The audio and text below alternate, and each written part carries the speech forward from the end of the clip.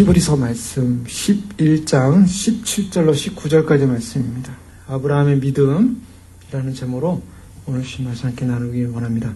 저희는 계속적으로 히브리서 11장의 믿음의 본질과 또 믿음의 인물들을 통해서 하나님께서 히브리 성도들에게 극심한 시련과 어려움 속에 있는 히브리 성도들을 위로하고 격려하고 그들이 이 믿음의 효력을 발휘해야 된다라는 그런 면에서 말씀의 권면을 하고 있는 것을 살펴보게 됩니다. 지난 시간에는 특별히 믿음의 사람들이 그들이 떠나온 옛 육체의 고향을 돌아갈 기회가 있었는데 그 기회를 잡지 않았다 그랬습니다. 그 기회를 잡지 않은 이유는 돌아갈 생각을 했더라면 돌아갔을 텐데 생각을 하지 않았다는 것입니다. 그래서 생각을 하지 않음으로 말미암아 돌아가지도 않았고 생각도 하지 않았다. 그것이 바로 믿음의 사람들이었고 그들이 돌아갈 기회를 찾지 않음으로 말미암아 결국 더욱더 본향을 사모하게 됐고 그 본향을 사모한 결과는 바로 이 땅에서의 장막이 아닌 하나님 나라의 도성, 새 예루살렘 성을 상으로 받는 그러한 장면들에 대해서 살펴봤습니다. 오늘은 아브라함의 믿음에 관해서 다시 한번 강조를 하고 있는데요. 이 아브라함이 믿음의 조상이다라는 그런 지칭을 받고 있습니다. 그가 믿음의 조상이라는 믿음의 대표고 믿음의 소위 말해서 1등성처럼 빛나는 별처럼 믿음의 머리다라고 사람들이 지칭을 합니다.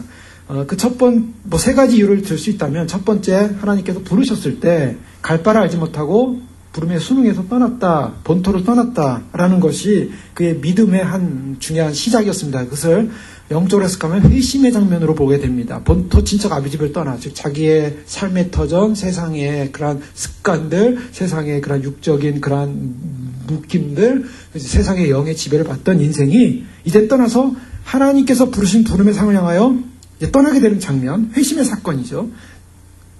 그리고 그가 장막에 거했다라는 말씀을 살펴봤습니다. 아브라함이 순종하여 가는데 그가 장막에 거했다. 그가 이미 장막에 거하지 않을 상황이 됐습니다. 당시에 이 5개 부족이 소돔과 고모라 성을 점령하고 사람들을 포로로 잡아갔을 때 조카로도 잡혀갔죠. 그들 그 5개 왕의 연합군을 공격해서 이길 수 있을 정도로 힘이 있었던 아브라함이었습니다. 소돔 성 하나는 접수할 수 있었던 그런 아브라함이었는데 그는 성에 살지 않고 장막에 살았다. 그 이유는 뭐냐면 이 땅에 주거하는 것이 목적이 아니었다라는 것이 성경의 증언이고 그가 이 땅에 장막을 살았다는 것은 결국 이 세상에서의 삶의 태도에 관해서 말하고 있습니다. 하나님 앞에서 회심한 백성들이 어떻게 이 세상을 살아야 될 것인가. 이 세상은 영원히 터전을 잡고 살아야 될 세상이 아니라 바로 장막이라는 것이죠. 바로 그 개념을 설명하고 있습니다. 그런 의미에서 믿음의 삶의 모습으로 본이 되었죠. 오늘 본문 말씀은 특별히 아브라함의 믿음에 관한 최고 절정이라고 볼 수가 있습니다.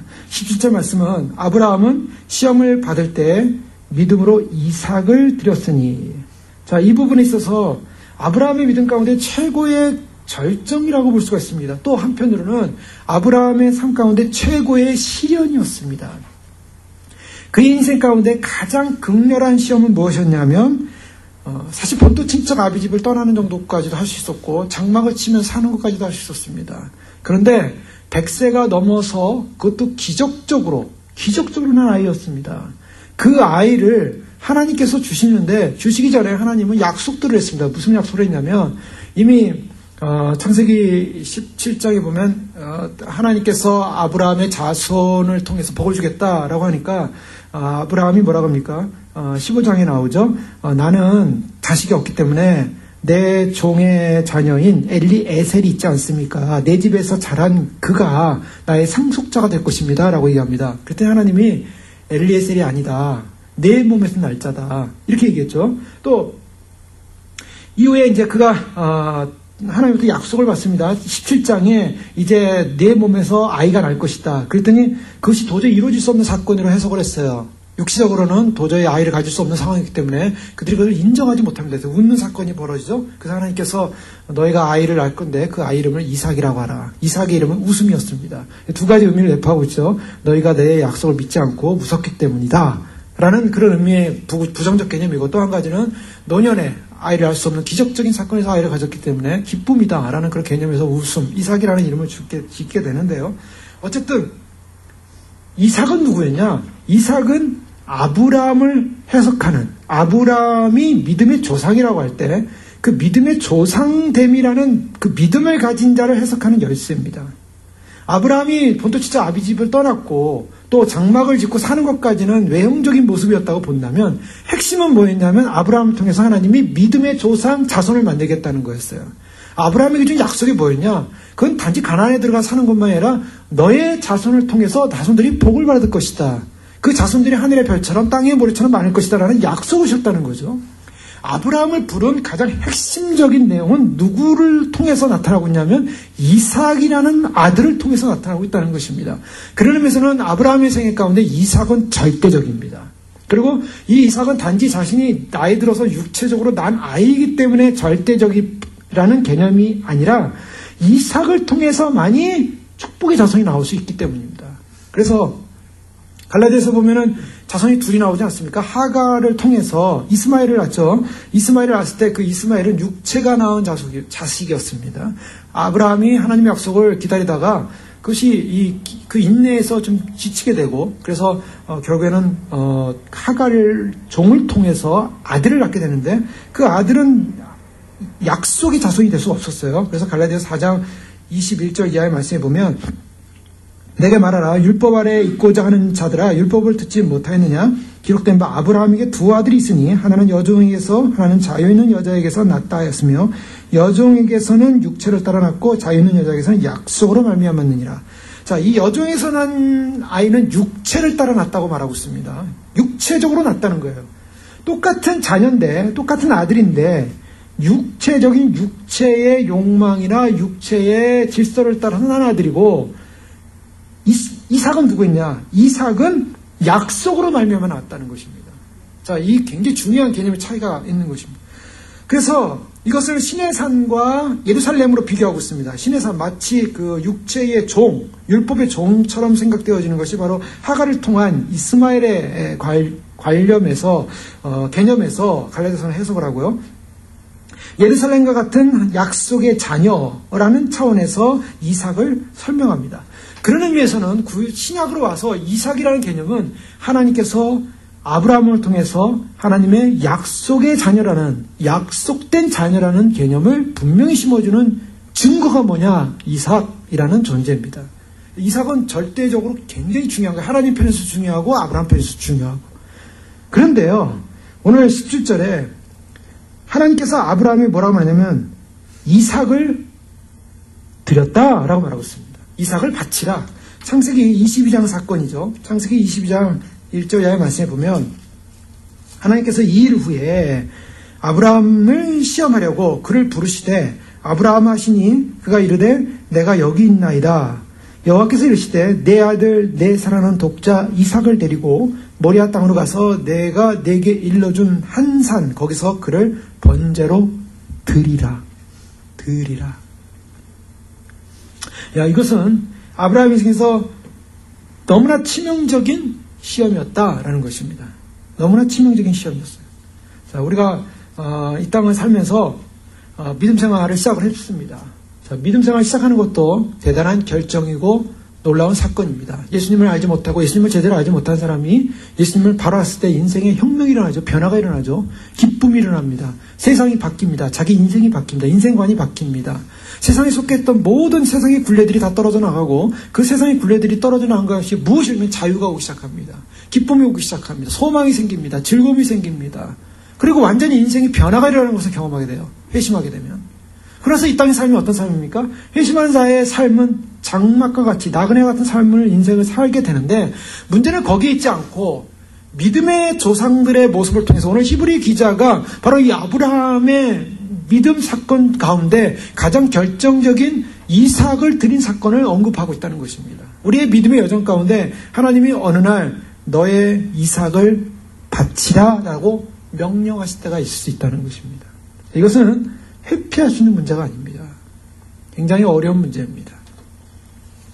예수님을 따르는 많은 사람들이 있었습니다. 예수님께서 예수님을 따르는 많은 사람들에게 한 가지 이 소위 말해서 시험하시려고 하는 이 시험이라는 것은 이 나사라는 히브리어로 나사라는 표현인데 이것은 증명한다는 의미도 갖고 있습니다. 프루브하는 건데요. 과연 네가 나를 정말 제대로 믿는지 안 믿는지, 나를 정말 인정하는지 안 하는지 내가 너를 프루브하겠다. 자, 예수님을 믿고 예수님이 나를 위해 십자가에 못 박혀 돌아가셨습니다. 나의 죄를 용서해 주셨습니다. 그곳 나를 위하여 나를 살리려고 구원해 주시는 하나님의 대속적 은혜를 싫어하는 사람은 아마 없을 것입니다. 누군가에 나에게 공짜 선물을 준다는데 싫어하는 사람 많이 없죠. 근데 공짜 선물도 보통 공짜 선물이 아닙니다. 자기의 생명을 줘서 그분을 믿기만 하면 구원을 얻는다는 이 공짜 선물. 근데 이것조차도 안 믿는 사람들이 많이 있기 때문에 문제지만 어쨌든 이 사실을 받아들이게 되면 감격이고 감동이고 축복이고 영광입니다.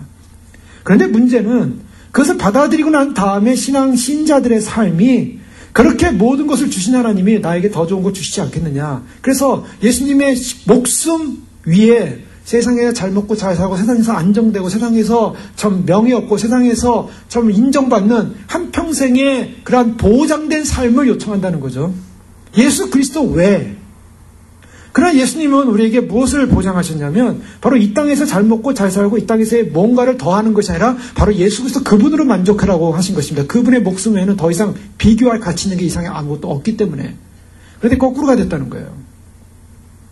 그래서 회심하고 나서 이 땅을 사는 사람들에게 하나님이 증명하길 원하는 것은 과연 나를 진정으로 믿느냐에 관한 증거를 찾기를 원하신다는 것입니다. 자, 이것은요 굉장히 성경에서 많이 등장하는 장면들입니다. 이 땅을 살면서 우리가 여러 가지 믿음의 시련이 올 수 있고 시험이 올 수가 있어요. 자, 주님은 반드시 그 시험을 통과하게 하십니다. 그 시험을 통과해야만이 믿음의 반열에 서는 거예요, 사실. 야고보서 1장 2절 이하의 말씀을 보면 내 형제들아 너희가 여러 가지 시험을 만나거든 온전히 기쁘게 여기라. 시험을 만나거든 기쁘게 여기라. 이는 너희 믿음의 시련이. 여기서 이 시험이라는 것이 그냥 이 땅에 내가 잘 못했기 때문에 오는 고난과 어려움을 말하는 것이 아니라 믿음이라는 시련입니다. 믿음이라는 시련. 이것은 내가 원치 않았는데도 생기는 거예요. 내가 잘못하지 않았는데도 생기는 거예요. 내가 생각하지 않았는데 우연히 뜻밖의 생기는 사건들이에요. 여기에서 믿음의 시련이 온다는 겁니다. 이 믿음의 시련이 올 때 어떻게 되냐? 인내를 온전히 만들어내라. 자, 대표적인 사람이 누구였습니까? 욥이었습니다. 욥의 대표적인 모습은 어떻습니까? 욥은요, 사람들의 칭찬받는 사람들이었어요. 당시에 거하던 이 땅의 사람들 중에 가장 의인이다. 그래서 칭찬받고 있으니까 사단이 욥에게 하나님께 요청하기를 욥이 하나님이 보실 때 다 잘해주고 또 하나님이 다 이렇게 인도해주니까 그러니까 욥이 하나님을 잘 섬기고 의인이지 그가 괜히 그러겠습니까? 한번 시험해 보십시오. 분명히 하나님 거절하고요. 본성이 드러날 겁니다. 네가 한번 시험해봐라. 허락하지 않습니까? 자, 언제 그랬습니까? 욥이 잘 나갈 때 그랬어요. 지금 이 창세기 22장 1절에 하나님께서 아브라함을 시험하신다고 하셨을 때가 언제냐면 그 일 후에입니다. 그 일 후에 시험이 일어나요. 그 일 후에. 이거는 우리가 문학적으로 볼 때 의미가 있습니다. 그 일이 뭐냐는 거죠. 그 일이라는 것은 창세기 21장을 보면 우리가 쉽게 이해할 수 있습니다. 사라가 이삭을 낳았어요.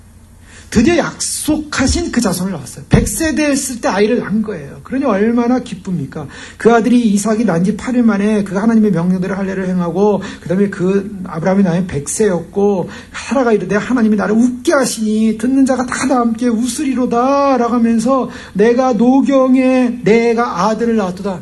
이 얼마나 기쁜 장면인지 모릅니다. 창세기 21장에. 아들을 낳은 거예요. 아들을 낳은 기쁨, 즐거움. 그러다가 이 이스마엘이 이삭을 구박을 하죠. 그러니까 또 이스마엘이 이제 이복형이 이삭을 구박을 하니까 그 사라가 못 견딘 거예요. 그 자기 아들이 저 종의 아들로부터 핍박을 당하니까. 그러니까 저 하갈 내쫓아라. 그러니까 이 아브라함이 고민이 생겼습니다. 그래도 자기 자식인데 어떡하나. 하나님이 나타나셔서 걱정하지 마라. 내보내라. 이런 사건이 일어나요. 그래서 하갈과 이스마엘이 내쫓기죠. 백에다 물을 가득 넣어가지고 나가서 물이 다 떨어지고 그리고 하갈이 대성 통과하고 저쪽 가서 웁니다. 이제 우린 죽었다. 근데 하나님이 그 하갈에게 나타나셔가지고 눈을 여셔서 물이 있는 곳을 알려주시고 그들을 생존케 하시고 그래서 한 큰 민족을 이루도록 해주셨어요. 그러나 본 믿음의 자손으로는 못 들어왔어요. 어쨌든 하나님께서 집안의 어려움도 정리를 해주셨고 이삭이 온전히 자랄 수 있는 환경을 조성해 주셨습니다. 그러면 이삭은 잘 자라야 되는 거 아니겠습니까? 그런데 하나님께서 이러한 사건이 있은 다음에 좀 시간이 흘렀죠? 이삭을 시험하시는 겁니다. 자, 이러한 모습들 베드로전서 1장 6절 이하에도 보면 그러므로 너희가 이제 여러 가지 시험을 인하여 잠깐 근심하게 되지 않을 수 없었으나 오히려 크게 기뻐하도다. 자, 믿는 자들이 받는 시험을 뭐라고 표현합니까? 너희 믿음의 시련이라고 얘기합니다. 그래서 베드로전서 1장 7절에 너희 믿음의 시련이 불로 연단하여도 없어질 금보다 더 귀하여. 자, 믿음의 시련이 온다는 거예요. 믿음의 시련. 자, 이 시점이 언제 오는가? 우리가 평안하다, 안전하다, 너무 문제 없다라고 생각할 수 있는 그 시점에 올 수 있다라는 것입니다. 예수님을 믿고 너무나 큰 감격과 기쁨 속에 살았는데 그 감격과 기쁨 속에 살 때 과연 그 감격과 기쁨이 진짜인지, 진짜 그 감격과 기쁨을 그 원인이 뭔지, 주어지는 결과 때문에 기뻐하는 건지, 그것을 준 원인자 때문에 기뻐하는지를 확인하겠다는 것입니다. 오늘 이 말씀은요, 핵심이 뭐냐면 아브라함이 이삭을 얻었는데 이삭이 결론이었냐라고 하는 것입니다. 이삭이 결론이었냐. 그의 인생에 이삭이 결론이었는가? 이삭이 목적이었는가? 자, 이것이 이제 가장 중요한 부분입니다. 로마서 4장 말씀 잠깐 살펴보시면요. 로마서 4장 16절 이하의 말씀이 이렇게 되어 있습니다. 그러므로 상속자가 되는 그것이 은혜에 속하기 위하여 믿음으로 되나니 이는 그 약속을 그 모든 후손에게 굳게 하려 하심이라. 율법에 속한 자에게뿐만 아니라 아브라함의 믿음에 속한 자에게도 그러하니 아브라함은 모든 사람의 조상이라. 기록된 바 내가 너를 많은 민족의 조상으로 세웠다 하신 것 같으니 그가 믿은 바 하나님은 죽은 자를 살리시며 없는 것을 있는 것부터 부르시는 이시라. 자, 아브라함은 어떤 믿음을 가졌냐면 하나님은 죽은 자를 살리시며 없는 것을 있는 것을 부르시는 이라는 믿음을 가진 믿음의 조상이었다고 얘기하고 있어요. 자, 여기서 한 가지 중요한 전제가 뭐냐면 아브라함은 하나님을 어떤 분으로 알고 있었습니까? 죽은 자를 살리시고 없는 것에서 있는 것을, 무에서 유를 만드시는 하나님, 죽은 자를 살리시는 하나님. 자, 이것은 구체적으로 1차적으로 아브라함에게 해당되는 것입니다. 아브라함은 죽은 자였어요. 아브라함은 갈대우르에서 죽으면 영원히 지옥 갈 존재였어요. 그런데 그 자를 하나님이 택하시고 부르셨어요. 자, 여기에 아브라함이 어떠한 부름받을 만한 의의가 있었느냐? 없습니다. 아무것도 아니에요. 제로예요. 아무것도 부름받을 만한 의의가 없는 존재가 아브라함이었어요. 근데 그를 불렀어요. 자, 여기서부터 시작입니다. 아브라함이라는 존재 자체가 자신은 아무것도 구원받을 만한 특권과 자격을 갖춘 존재가 아니었는데 하나님이 불렀다는 것입니다. 무에서 유를 창조하는 사건, 죽은 자를 살리는 사건. 근데 그것이 어디서 일어났습니까? 그것이 바로 자식에게서도 일어난 거예요. 자식에서 일어났는데 이 자식은 누구냐? 이삭이라는 자식은 없는 데서 있게 만든 사건이 일어난 자식이었어요. 또 죽은 자와 같은 태가 죽어서 더 이상 자녀가 날 수 없는 그 몸에서 태가 살아나서 살리는 역사가 일어났어요. 이것이 바로 아브라함 자신에게 해당되는 사건이었고 그 자녀인 이삭에게도 해당되는 사건이었다는 것입니다. 자, 중요한 것은 바로 하나님께서 지금 이삭을 드리라, 바치라 라고 할 때 과연 이제 사람들이 해석하기를, 또 사람들은 하나님이 좀 이상하다. 하나님은 사람을 제물로 안 받는데 왜 사람을 죽이라고, 아들을 죽이라고 하냐. 그리고 어떻게 되면 번제로 드리래요. 번제로 드리는 것은 죽여서 다 태워버리는 거예요. 다 태워버리면 까맣게 죄만 남게 될 텐데요. 자식을 죽여서 까맣게 죄를 만드는 거예요. 자, 아브라함에게 어떤 시험이 왔을까요? 사단이요. 야, 하나님이 너한테 자녀를 주겠다고 약속하고 엘리에셀도 아니고 이스마엘도 아니고 이삭 줬는데 하나님이 마음이 바뀌셨나 보다. 하나님이 왜 이랬다 저랬다냐. 너는 그런 하나님을 믿을 수 있겠느냐? 너 하나님 믿지 마. 너 하나님 의지하지 마. 이삭은 살려야 돼. 하나님이 그런 말 안 들어도 돼. 사단이 그렇게 속삭이는 소리가 들릴 수도 있어요. 또 야, 네가 하나밖에 없는 이삭을 죽여가지고 새카만 죄로 만들어 놓으면 사라가 칼을 들고 널 죽일 거야. 그렇게 자녀를 못 낳은, 평생 자녀 못 낳은 사라 몸에 기적같이 태어난 그 아이를 네가 죽여? 넌 안 돼. 너는 사라가 널 죽일 거야. 이런 사단의 음성. 하나님은 일관성이 없어. 하나님은 신뢰하지 못할 존재야. 자, 이럴 때 어떻게 하겠습니까? 자, 여러 가지 복잡한 생각이 들 수가 있어요. 만약에 이삭이라는 존재 자체가 아브라함의 생에서 목적이었다면, 이삭이 목적이었다면 아브라함은 아마 큰 혼란이 왔을 거예요. 그런데 지금 오늘 우리가 로마서에서 보는 것처럼 아브라함은 무엇을 믿었냐면 자기라는 존재 자체를 가만히 생각해 보니까 자기가 죽은 존재였는데 하나님이 부르셨다는 것입니다. 이삭도 도저히 날 수 없는 존재인데 하나님이 낫게 하셨다는 것입니다. 여기에 힌트가 있는 거예요. 그러면 무엇인가? 자, 창세기에 보면요, 놀라운 고백을 했어요. 창세기에 22장에 그 아브라함이 뭐라고 얘기하냐면 5절 말씀에 보니까 이 아브라함이 종들에게 이르되 너희는 나귀와 함께 여기서 기다리라. 내가 아이와 함께 저기 가서 예배하고 우리가 너희에게로 돌아오리라. 아브라함이 제사를 드리기 전에, 이삭을 바치기 전에 종들에게, 따라오던 종들에게 스탑시키고 우리가 가서 제사하고 돌아올 것이다. 뭐냐? 아브라함은요 지금 아들을 죽이러 가고 있습니다. 그 아들을 죽이러 가는 일이 그렇게 쉽고 즐거운 일이 아니었을 거예요. 그러나 그의 마음속에는 무엇이 있었냐면 절대적으로 하나님이 이 아이를 죽이라고 하신다면 죽이겠습니다. 왜? 그는 지금 이 아이가 사냐 죽느냐, 이 사이가 사냐 죽느냐에 포커스가 있는 것이 아니라 하나님이 어떤 분이신가에 대한 분명한 인식을 하고 있다는 것입니다. 하나님이 어떤 분이신가. 여러분, 신앙의 승리에서, 믿음의 승리에서 가장 중요한 것은 하나님이 어떤 분인가를 알아야 한다는 것입니다. 그거를 놓쳐버리면 다 놓쳐버리는 거예요. 하나님이 어떤 분인가. 이삭이라고 하는 것은 하나님이 죽은 자 같은 몸에서 자식이 있을 것이라는 그 증거로서 나타난 존재일 뿐이에요. 쉽게 얘기하면 하나님의 약속의 결과가 뭐냐, 증거가 뭐냐, 이삭이라는 아들이었어요. 그런데 그 이삭이라는 아들은 누가 만들었습니까? 누가 존재케 했습니까? 하나님이 존재케 했다는 것입니다. 언제요? 약속으로, 이미 말씀으로 존재케 했다. 그 존재케 한 존재가 드러났을 뿐이에요. 하나님께서 이 자녀를 바치라고 했을 때 바치는 경우에 이 자녀는 없어지는 것 같지만 하나님의 약속의 말씀은 없어지겠습니까? 안 없어지겠습니까? 하나님의 약속의 말씀은 안 없어진다는 거예요. 결국 이 아이를 바친다 할지라도 하나님은 약속으로 이 아이를 주셨기 때문에 다시 이 아이를 살리고 죽이고 살리고 죽이고 결국 이 아이를 통해서 하나님의 약속을 이루실 분이라는 사실을 인식했다는 것입니다. 여기까지가 믿음이에요. 우리가 여기서 분명히 아는 것은 지금 이삭을 바치냐 안 바치냐의 행위적 모습을 지금 보는 것 같지만 사실은 하나님께서 보고자 했던 것은 뭐냐면 네가 과연 나라는 하나님이라는 나를 진정 인식하고 믿고 경외하고 알고 있느냐, 이거를 확인하고 있다는 것입니다. 자, 여기에 초점을 맞출 때요 관점이 달라져요. 12절에 보면 22장 12절에 보면 이렇습니다. 사자가 이르실 때 이 아이에게 내 손을 대지 말라. 그에게 아무 일도 하지 말라. 내가 내 아들 내 독자까지도 내게 아끼지 아니하셨으니 내가 이제야 내가 하나님을 경외하는 줄을 아노라. 지금 하나님이 뭘 시험하고 있습니까? 뭘 증명하고 싶었어요? 정말 하나님을 아는가? 하나님을 경외하는 줄 아는가? 이삭 바침의 사건은 바로 여기에 핵심이 있습니다.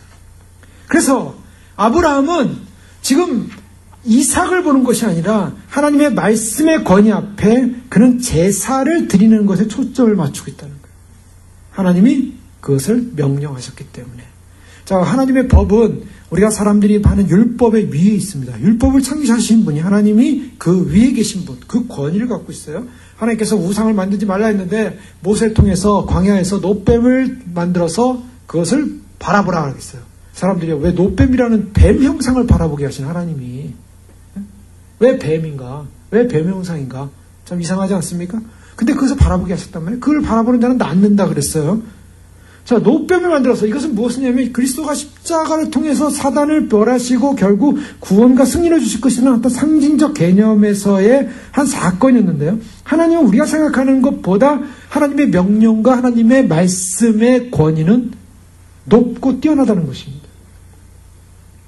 그래서 우리가 하나님의 말씀을 받아들일 때 이것을 단지 조각조각 받아들이는 것이 아니라 하나님의 말씀을 통째로 인정하고 받아들여야 한다는 것입니다.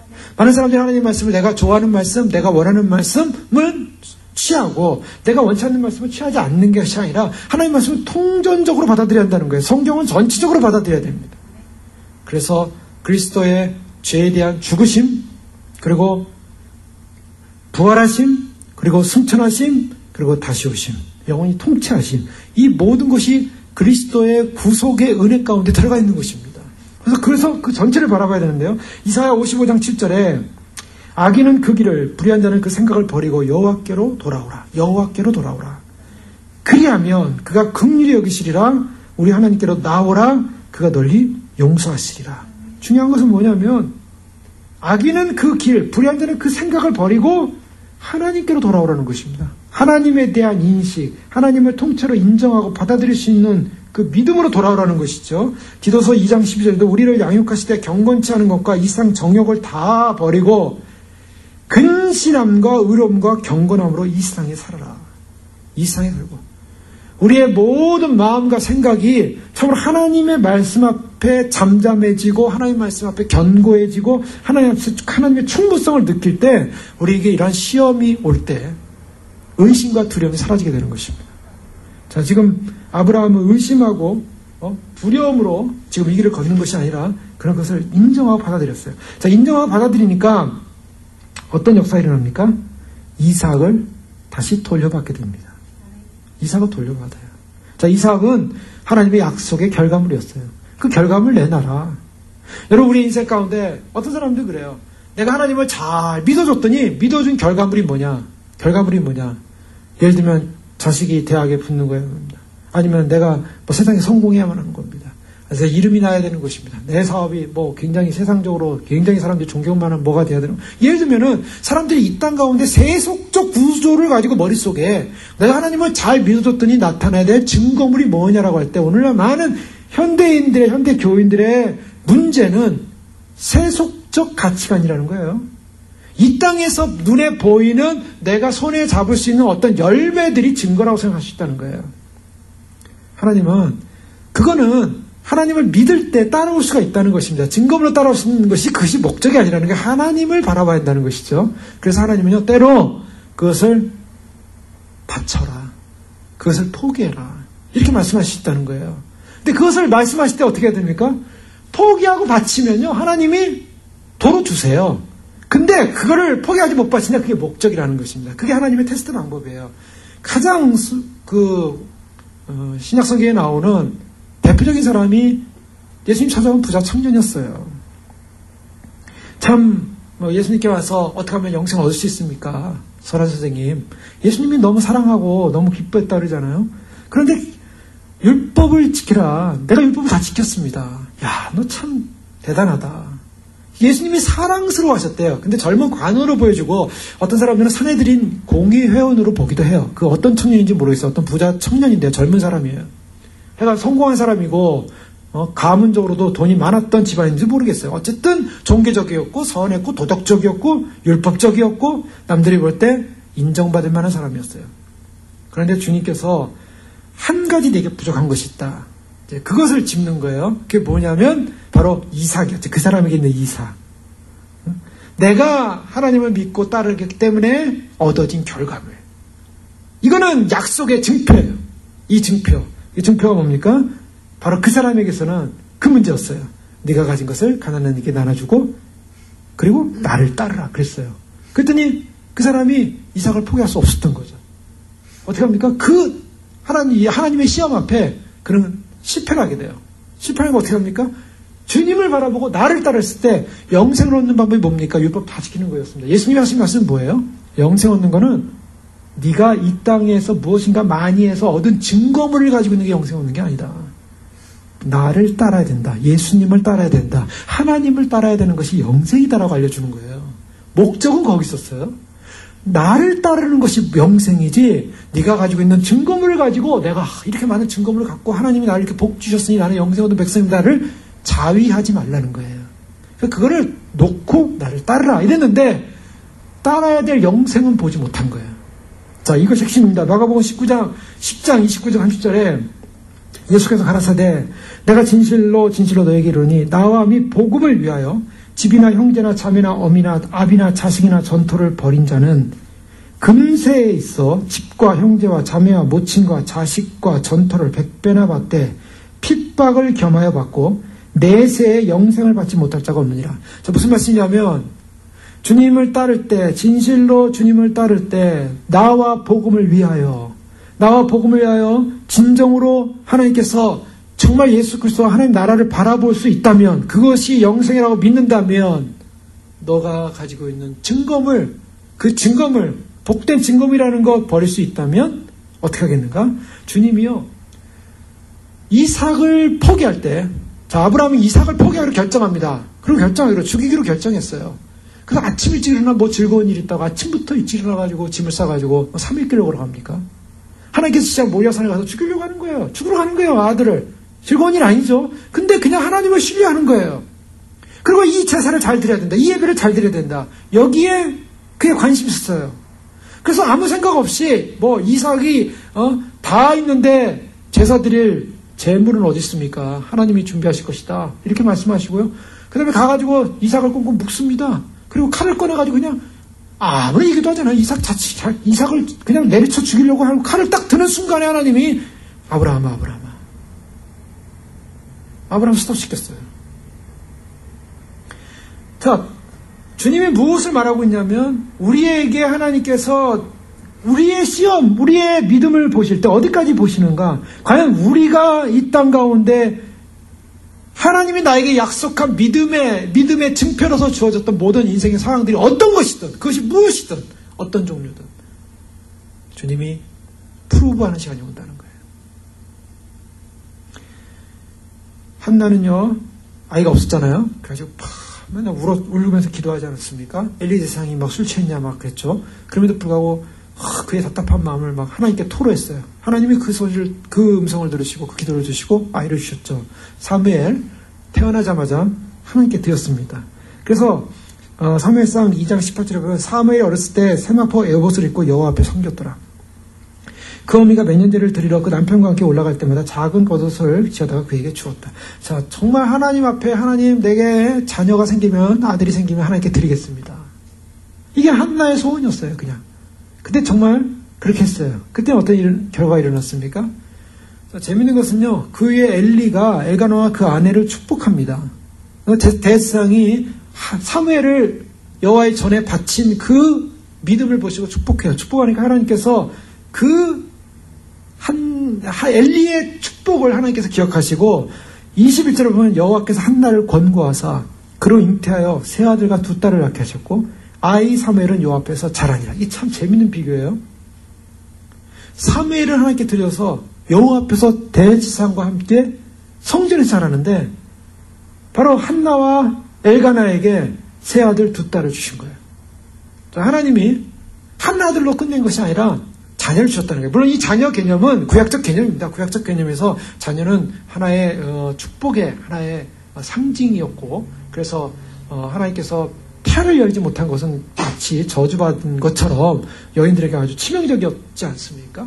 하나님께서 어떤 축복의 의미로서 그걸 주셨다는 거예요. 자, 성경은 뭘 표현하고 있냐면 우리가 굳이 구약적 모델을 가지고 들어온다고 해도 하나님께서 하나님 앞에 우리가 정말 주님 앞에서 우리의 이삭과 우리의 삶을 주 앞에 드리기로 결정할 때 하나님께서 우리를 그냥 놔두시겠는가?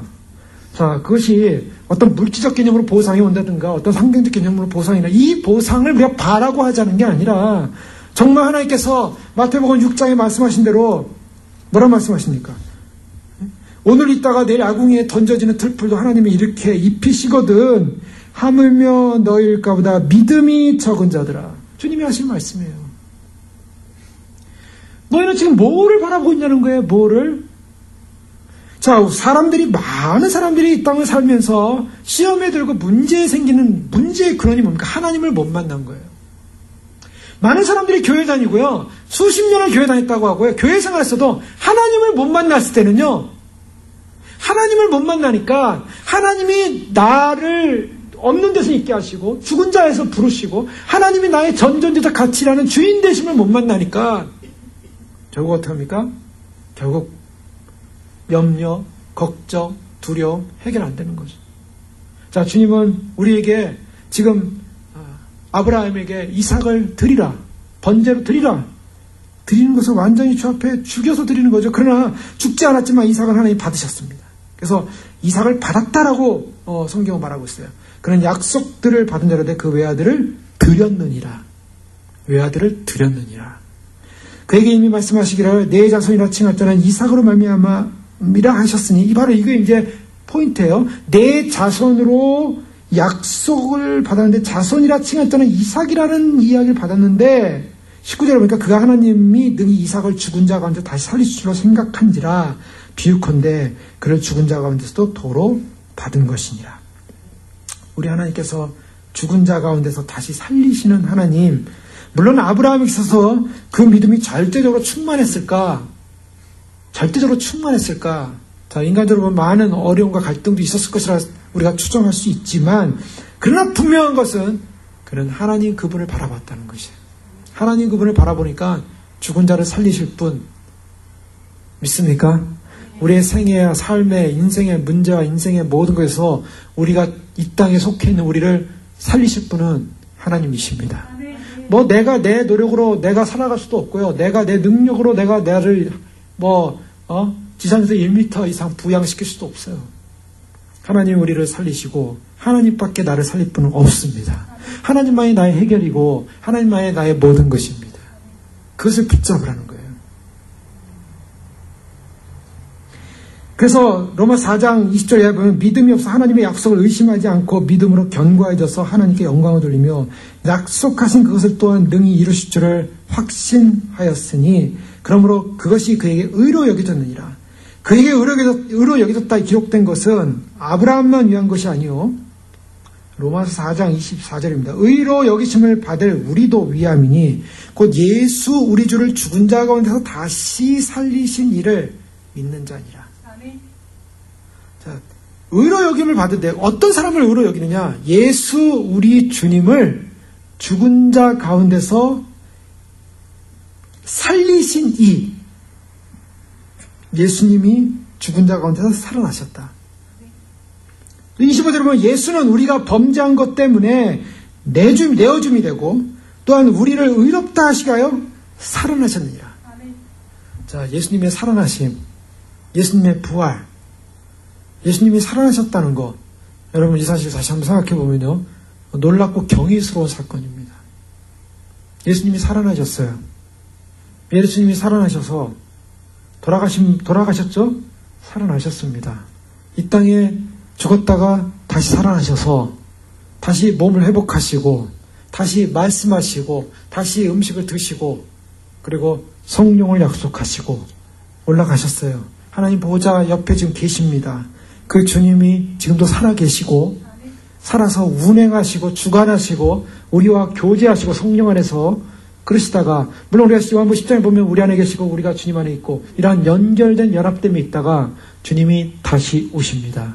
다시 오시는 사건, 주님과 만나는 사건, 생명만이 가능한 사건입니다. 믿음으로만이 가능한 사건입니다. 이 믿음으로 가는데 사건을 경험한 사람들은요 영광스럽고 위대한 정말 기적을 경험하는 사건이요 축복을 경험하는 사건이요 상상할 수 없는 것이에요.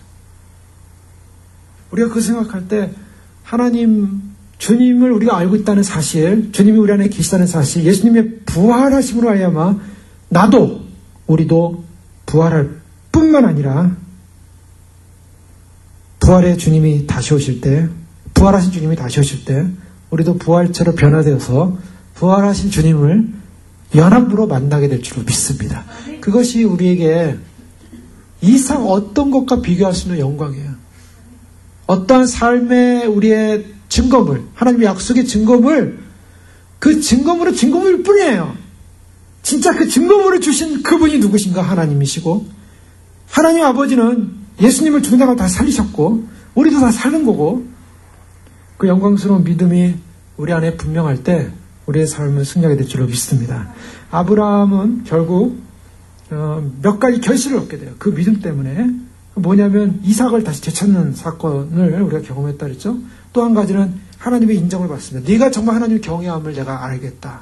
하나님이 만족해요. 하나님이 그 시험을 통과하심을 말미암아 아브라함은 이삭의 자녀를 통한 결국 믿음의 조상으로서의 인정을 받고요.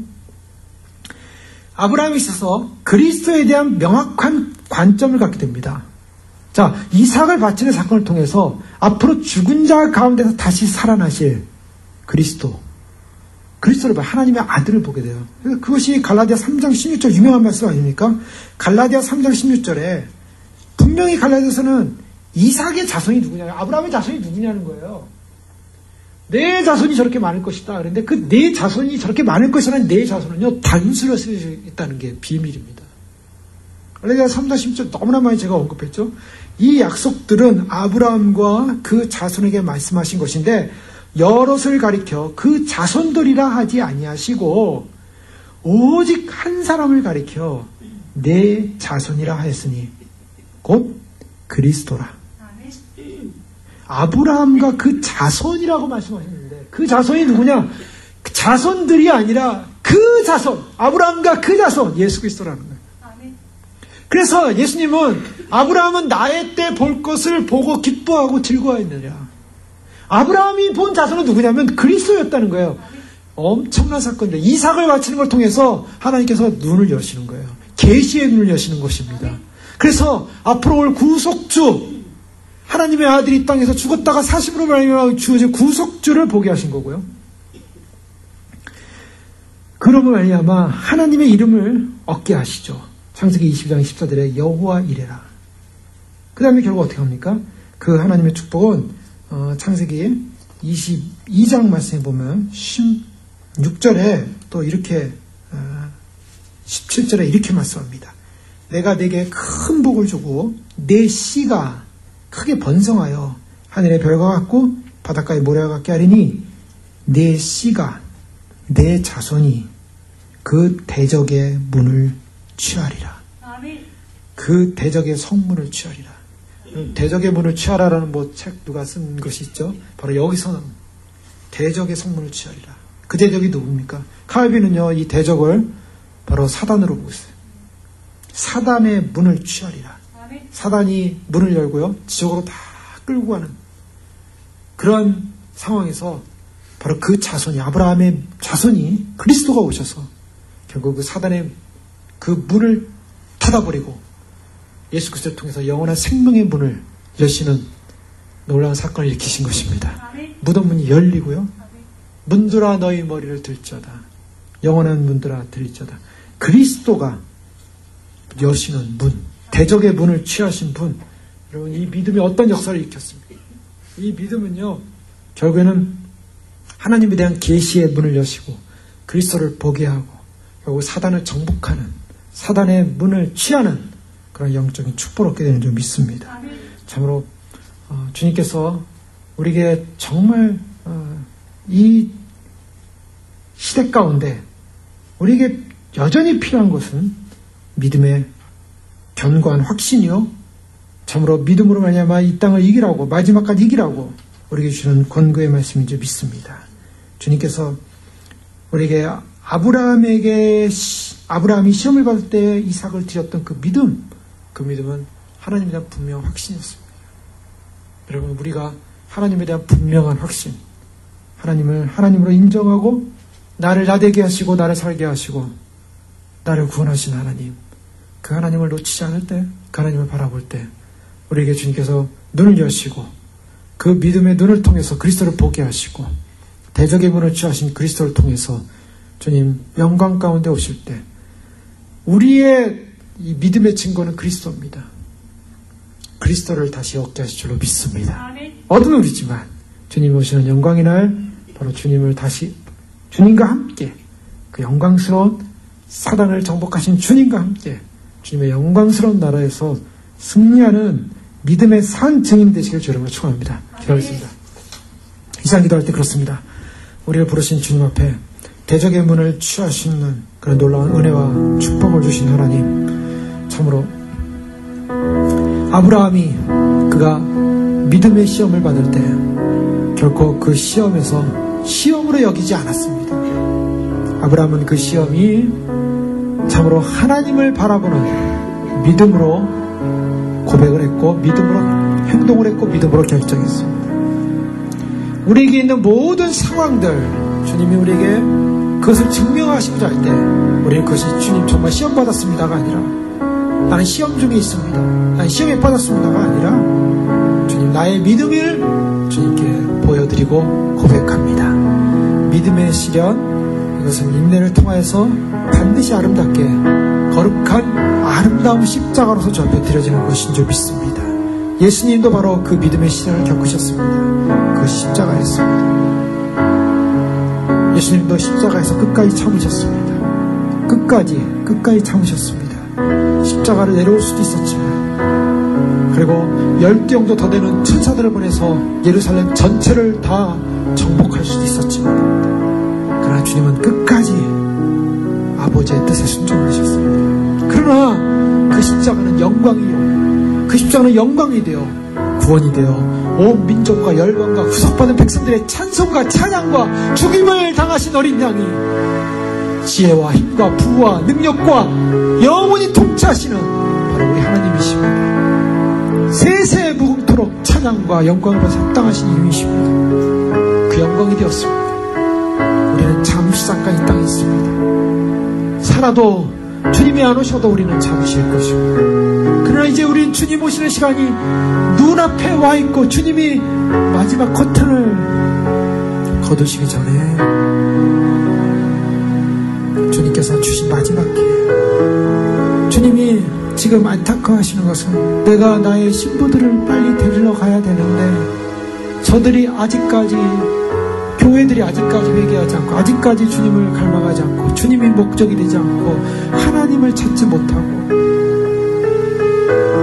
세속주의와 번영주의에 빠져서 다 나를 잊었구나 안타까워하시면서 마지막 중보의 한 방울이라도 우리에게 부탁하시면서,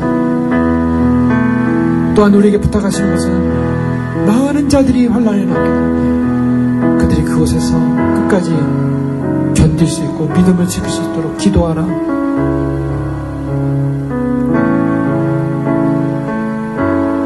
우리에게 무엇보다도 가장 소중하고 가장 영광스러운 이것을 단지 우리가 지식으로만 하는 것이 아니라 우리의 생명 다해 우리가 안 예수 그리스도, 그분이 우리의 전존재요, 신랑이요, 우리가 고백하는 신랑이요, 예수 그리스도 그분이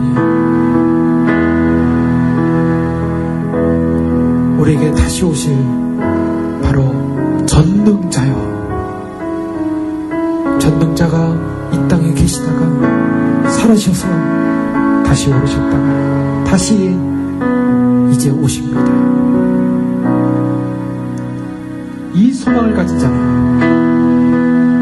이 땅을 향하여 이 소망을, 이 소망의 영광을, 이 소망의 증거를